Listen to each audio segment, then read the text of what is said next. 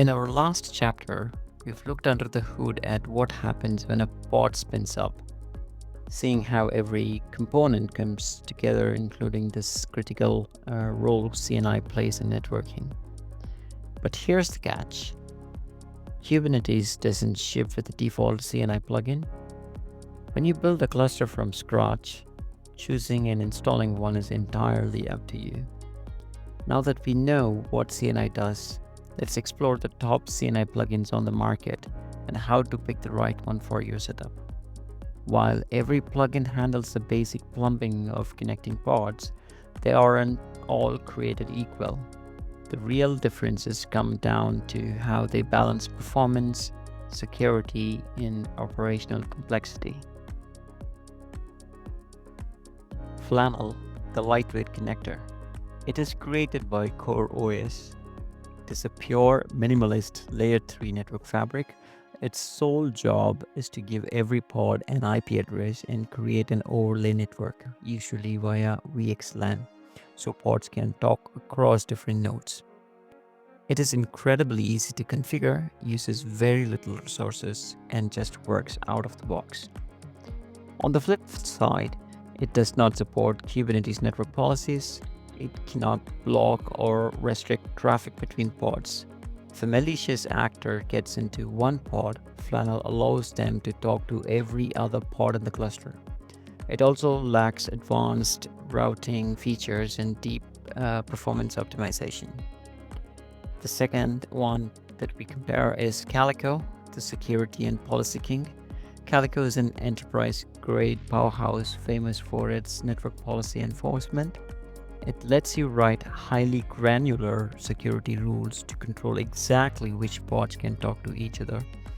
It can run without an overlay network using BGP, meaning it routes traffic directly on your physical hardware for lightning fast speeds. It also supports eBPF or extended Berkeley packet filter modes for newer setups. It does not keep things simple because it is so feature-rich, handling BGP routing, IPAM, and complex security rules. The learning curve is much steeper than the Flannel, and misconfiguration, it can accidentally lock down your entire cluster's communication.